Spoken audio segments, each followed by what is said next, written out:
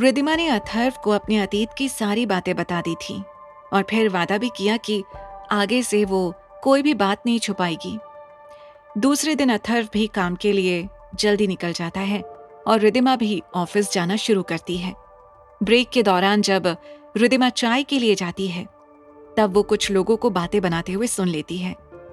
वो लोग अथर्व और उसे लेकर अजीब बातें बना रहे होते हैं और उन लोगों को शक होता है कि शायद अथर्व और रिद्धिमा के बीच कुछ चल रहा है। वो सब सुनकर रिद्धिमा भी हैरान हो जाती है। ऊपर से बच्चे की बात सुनकर उसे पहले तो शौक लगता है, लेकिन उसके बाद पूरी बात सुनने के बाद वो रिलैक्स हो जाती है, क्योंकि वो लोग अथर्व और उसकी ही बात कर रहे थे और उसमें उसे कोई दिक्कत नहीं थी। लेकिन उसे बाद में थोड़ी हंसी भी आने लगी थी कि वो लोग बच्चे की और कैसी फालतू सी अपनी ही कहानियां बना रहे थे। इसीलिए उसने उन्हें इग्नोर करने के लिए और उन्हें बताने के लिए झूठ मूठ में खासा। रिद्धिमा को खराब भी नहीं लग रहा था वो सब सुनकर, क्योंकि उसे किसी की परवाह नहीं थी उस ऑफिस में अथर्व के अलावा। इसीलिए वो अपनी जगह पर जाकर काम करने लगी। जब अपना काम खत्म होने के बाद रिद्धिमा अपना सामान समेट रही थी तब उसे अथर्व का मैसेज आया। क्या कर रही हो? मेरी बात नहीं मानती हो ना तुम? रिद्धिमा समझ गई कि वो किस बारे में बात कर रहा था, क्योंकि रिद्धिमा ने आते ही बहुत सारा काम करना शुरू कर दिया था अपनी सेहत का ध्यान ना रखते हुए। इसीलिए वो स्माइली भेजने लगी। जब उनकी ये क्यूट सी बातें चल रही थी तभी उसके टेबल पर किसी ने एक डॉक्यूमेंट फेंका और कहा, रिद्धिमा, ये डॉक्यूमेंट ट्रांसलेट करना है जल्द से जल्द। कल तक रेडी कर देना। मुझे परसों की मीटिंग के लिए इसकी जरूरत पड़ेगी। अपनी टेबल पर ऐसे जोर से फाइल पटकते हुए देखकर रिद्धिमा हैरान हो गई। लेकिन जब उसने ऊपर देखा तो सामने मैनेजर अनीता खड़ी थी। इसीलिए उसने सिर्फ इतना ही कहा, ओके मैडम, मैं कर दूंगी। जाने से पहले अनीता ने एक नजर रिद्धिमा के हाथ में पकड़े हुए फोन की तरफ देखा और उसमें खुली हुई चैट को देखने के बाद वो वहां से चली गई। रिद्धिमा अपने आगे इतना लंबा डॉक्यूमेंट देखकर अपना मुंह बिगाड़ने लगी, लेकिन वो आहें भरने के अलावा और कुछ भी नहीं कर सकती थी। उसने एक नज़र पूरे डॉक्यूमेंट में दी गई इंफॉर्मेशन पर डाली और उसके बाद वो थोड़ा रिलैक्स हो गई, क्योंकि वो ट्रांसलेशन काफी आसान लगा उसे। इसीलिए उसने एक के बाद एक पेज ट्रांसलेट करना शुरू कर दिया और देखते ही देखते उसने कम समय में लगभग 6 से 7 पेजेस खत्म कर दिए। और उस काम को शुरू करने के बाद उसे एहसास हुआ कि वो काम उसके लिए ज्यादा कठिन नहीं था। थोड़ी देर में उसने कई सारे पेजेस खत्म कर दिए थे और फिर उसने अपनी आदत के मुताबिक उस फाइल को अपने कंप्यूटर में बैकअप लेने के बाद सेव करके बंद कर दिया। दूसरे दिन रिद्धिमा काम पर थोड़ी जल्दी पहुंच गई थी, क्योंकि उसे वो ट्रांसलेशन सबमिट करना था। पूरा दिन काम करने के बाद अब सिर्फ कुछ ही पेजेस बच गए थे। रिद्धिमा अभी बाकी के पेजेस पलटकर टाइप करने ही वाली थी कि अचानक से कंप्यूटर की स्क्रीन पर कुछ हुआ और वो पूरी तरह से ब्लैंक हो गई। ये देखकर रिद्धिमा भी शॉक्ड हो गई। अरे, ये क्या हो रहा है? जैसे ही उसने कंप्यूटर के पीछे देखा तो उसे वायर्स के पास कुछ नजर आया। वो देखकर तो रिद्धिमा बहुत ज्यादा डर गई। ओ नो नो नो, ये तो वायर ही जल गया है। अब क्या करूं मैं? हे भगवान। रिद्धिमा को उस समय गुस्सा भी आ रहा था और तभी उसने सोचा कि मेन स्विच बोर्ड चेक करना चाहिए उसे। और फिर वो जब चेक करने गई तो उसने देखा कि वो मेन स्विच का बटन नीचे की तरफ था। उसने उसे ऑन करने की कोशिश की, साथ में डर के मारे आंखें भी बंद कर दी थी। जैसे ही वो स्विच उसने ऊपर किया, उसके तुरंत बाद ही वो अपनी जगह पर कंप्यूटर को चेक करने के लिए वापस लौटी। जब वो लौटकर फिर से एक बार कंप्यूटर स्टार्ट कर रही थी तभी उसे एक बात का एहसास हुआ और उसके होश ही उड़ गए। ओह गॉड, मैं तो वो आखिर में सेव करना ही भूल गई थी। मर गई। अगर मैं आज ये काम नहीं कर पाऊंगी तो पता नहीं क्या होगा। मैडम की कल तो मीटिंग है, सिर्फ आखिरी कुछ पेजेस बचे थे और अब सब डिलीट हो गया होगा। नहीं यार, हजारों वर्ड्स थे उसमें। अब मैं कैसे काम पूरा करूंगी? तभी उसे अचानक से याद आया कि आजकल के लेटेस्ट कंप्यूटर्स में ऑटोमेटिक सेविंग की सेटिंग होती है।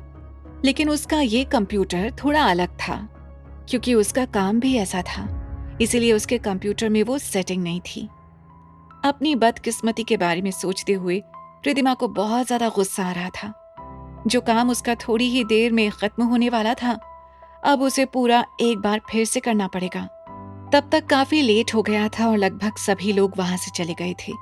रिदिमा भी अब थक चुकी थी, इसीलिए उसने चाय के लिए ब्रेक लेने का सोचा और फिर वो अपनी कंप्यूटर की स्क्रीन को बंद करके अपने लिए चाय लेने के लिए चली गई।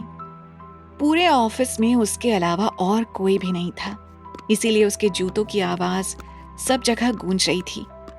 बहुत सारे लोग ऐसे भी थे जो ओवर टाइम कर रहे थे, क्योंकि जो लोग अच्छा काम करते हैं उन पर स्वाभाविक रूप से प्रेशर भी ज्यादा होता है। और जब तक रिदिमा ब्रेक लेकर वापस लौटी, तब तक वो भी थोड़ी शांत हो गई थी। उसका उदास मन भी ठीक हो गया था। जब वो अपनी जगह पर गई तो उसकी नजर अपनी कुर्सी पर पड़ी।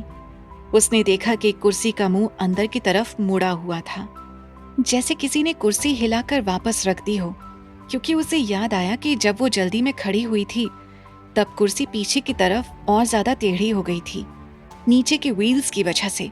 उसे कुछ गड़बड़ लगी और उसने चारों तरफ घूमकर एक नजर ऑफिस में डाली, लेकिन उसके अलावा और कोई नहीं था, इसीलिए सन्नाटा था हर जगह। जैसे ही रिदिमा ने अपना कंप्यूटर ऑन किया, उसने देखा कि उस स्क्रीन पर पासवर्ड प्रोटेक्शन का मैसेज पॉपअप हुआ था। उसे शक हुआ, क्योंकि जो डॉक्यूमेंट वो टाइप कर रही थी वो एक परचेज कॉन्ट्रैक्ट था, जिसमें कुछ भी सीक्रेट रखने जैसा नहीं था। और आखिर में तो वो जो टाइप कर रही थी उसमें ऐसी चीजें थीं जो कंपनी के सभी लोगों को पता थी। इसीलिए ये सोचकर कि उस कंप्यूटर में कुछ भी ऐसा इम्पोर्टेंट नहीं था जिसके लीक होने का या फिर खोने का डर हो, उस वजह से रिदिमा ने फिर से अपना काम शुरू कर दिया और उसके बारे में ज्यादा ना सोचने का फैसला किया। सेफ्टी के लिए उसने डॉक्यूमेंट की सारी इंफॉर्मेशन एक बार फिर अच्छे से चेक कर ली और उसके बाद ही उसने बाकी के पेजेस टाइप किए। वो काम खत्म होने के बाद उसने उस पूरी फाइल को सेव किया और फिर उसका प्रिंट आउट भी निकाल लिया, ताकि दूसरे दिन सुबह वो उस डॉक्यूमेंट को सीधे ही मैनेजर को मीटिंग के लिए दे सके। रिदिमा ने अपना सामान पैक करने से पहले एक बार फिर सब कुछ अच्छे से देखा और फिर अपने घर जाने के लिए वहां से निकली। जैसे ही रिदिमा घर पहुंची तभी अथर्व का उसे फोन आया, जिसे देखकर रिदिमा के चेहरे पर एक मुस्कान छा गई और वो सीधे बिस्तर पर गिर पड़ी और उसने अपनी आंखें बंद कर ली। इतनी देर काम करने के बाद जब अथर्व की आवाज उसने सुनी तो जैसे उसकी सारी थकान ही दूर हो गई। रिदिमा की आवाज सुनकर अथर्व को लगा जैसे उसे कुछ हुआ था, इसलिए उसने तुरंत ही उससे पूछा, क्या हुआ, थक गई हो? रिदिमा ने सर हिलाते हुए कहा, बहुत थक गई हूं, आज मुझे ओवर टाइम करना पड़ा है। अथर्व जैसे ही उसे देर से आने का कारण पूछने वाला था, तभी रिदिमा ने एक छोटे बच्चे की तरह उससे कहा, इतनी मेहनत करके आई हूं तो मेरी थोड़ी तारीफ तो करो।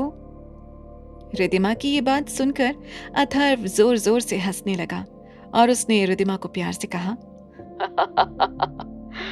मेरी प्यारी सी छोटी सी अच्छी सी बच्ची ने आज इतना काम कर लिया। बोलो तुम्हें क्या गिफ्ट चाहिए इसके लिए? तुम जो कहोगी वो कल मैं तुम्हारे लिए लेकर आऊंगा। अथर्व की ये बात सुनने के बाद रिदिमा बहुत ज्यादा खुश हो गई और उसने एक्साइटेड होकर कहा, अथर्व तुम कल वापस आ रहे हो? हालांकि अथर्व सिर्फ 2 दिनों के लिए ही काम से बाहर गया था और उन दोनों की रोज बातें भी होती थी, लेकिन उसे अथर्व की बहुत याद आती थी, खास करके तब जब वो रात को लौट कर आती थी। रिदिमा की आवाज में खुशी महसूस करके अथर्व के चेहरे पर भी मुस्कान आ गई और उसने कहा, मुझे कल एक क्लाइंट से मिलना है, उन्हें मिलने के बाद मैं यहाँ से निकल जाऊंगा। अब बताओ क्या लेकर आऊं तुम्हारे लिए? थोड़ी देर के लिए मस्ती मजाक करते हुए बातें करने के बाद रिदिमा और अथर्व ने फोन रख दिया। उसके बाद रिदिमा फ्रेश होने के लिए वॉशरूम में चली गई।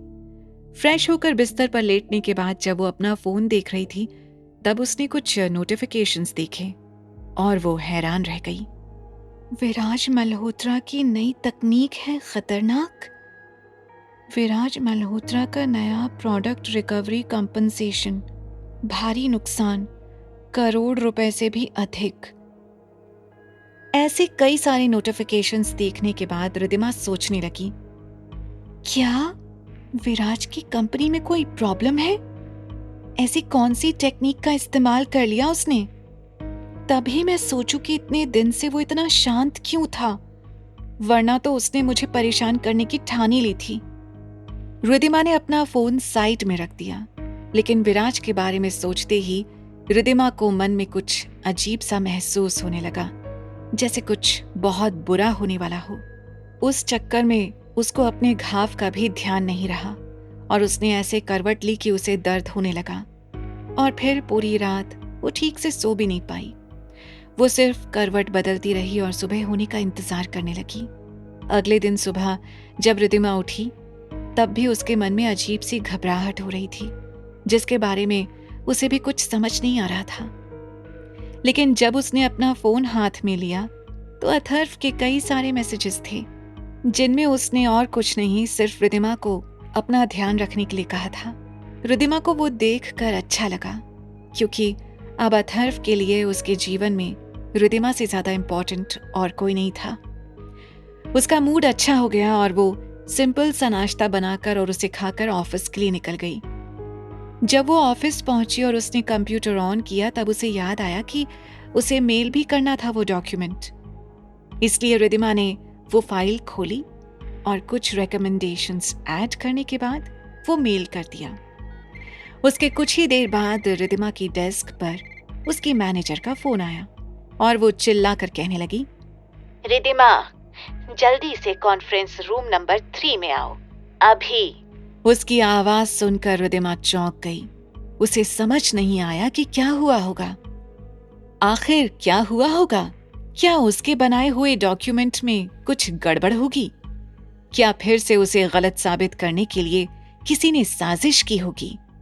लेकिन किसने? कौन कर सकता है ऐसा? और विराज अब क्या करेगा? क्या वो ये सब होने के बाद रिद्धिमा का पीछा पूरी तरह से छोड़ देगा?